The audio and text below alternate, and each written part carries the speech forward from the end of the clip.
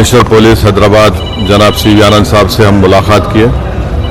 और उनसे हम एक रिटर्न रिप्रेजेंटेशन दिए जिसमें हम कमिश्नर पुलिस हैदराबाद से ये डिमांड करे हैं कि एक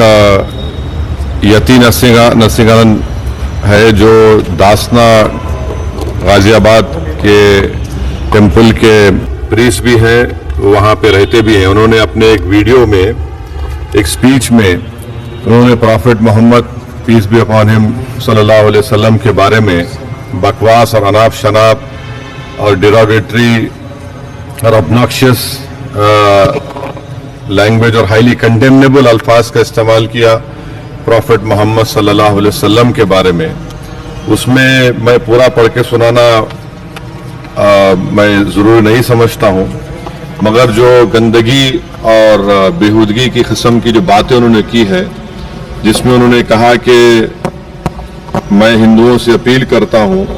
कि दशहरा के दिन आप जो है प्रॉफिट मोहम्मद सल्लल्लाहु अलैहि वसल्लम के एफिजी बनाकर आप उसको बंद करिए। उसमें और दूसरे 4-5 चीज़ें भी हैं जो मैं नहीं समझता कि दोहरा सकता हूँ मैं यहाँ पर, मगर हम अपने रिटर्न रिप्रेजेंटेशन में लिख कर दिए, इसलिए लिख कर दिए ताकि जो उनका कंटेंट है स्पीच का वो पुलिस को मालूम हो सके। आप लोग जानते हैं कि ये यती नरसिंहानंद इससे पहले भी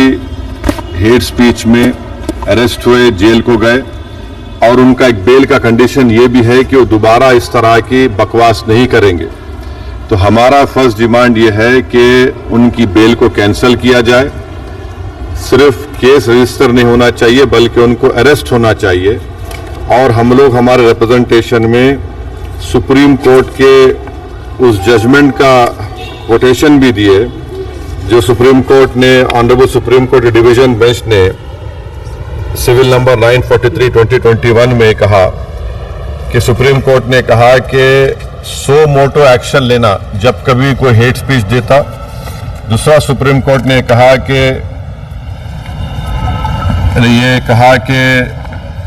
any hesitation to act in accordance with this direction will be viewed as contempt of this court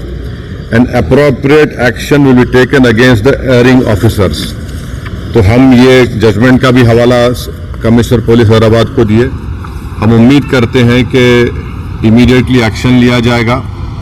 और हम सीपी से हमारे रिप्रेजेंटेशन पर कमिश्नर पुलिस ने हैदराबाद साइबर सेल के सीनियर मोस्ट ऑफिसर को ये ऑर्डर्स दिया है कि साइबर सेल में उसका केस रजिस्टर करे। और हम उनसे ये भी रिक्वेस्ट किए कि जितने सोशल मीडिया प्लेटफॉर्म पर ये जो बकवास और बेहूदगी और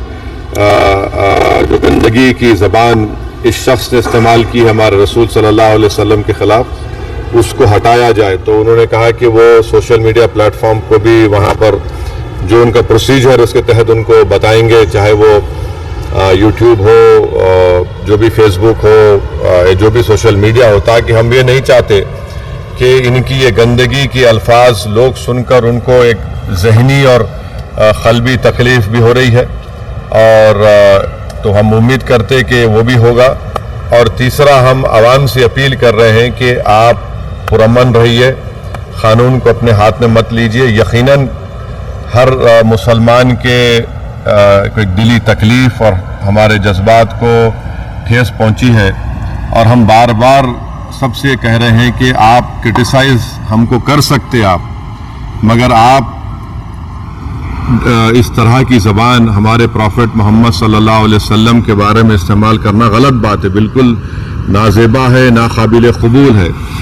इसलिए कि इस्लाम का जो दिल है वो प्रॉफिट मोहम्मद सल्लल्लाहु अलैहि वसल्लम है। तो ये एक मंसूबाबंद तरीक़े से ये शख्स इस तरह की बातें कर रहा है और मुझे पूरा यकीन है कि उत्तर प्रदेश की योगी सरकार का पूरा इनको आशीर्वाद हासिल है, इसीलिए वो इस तरह की बकवास बक रहे हैं।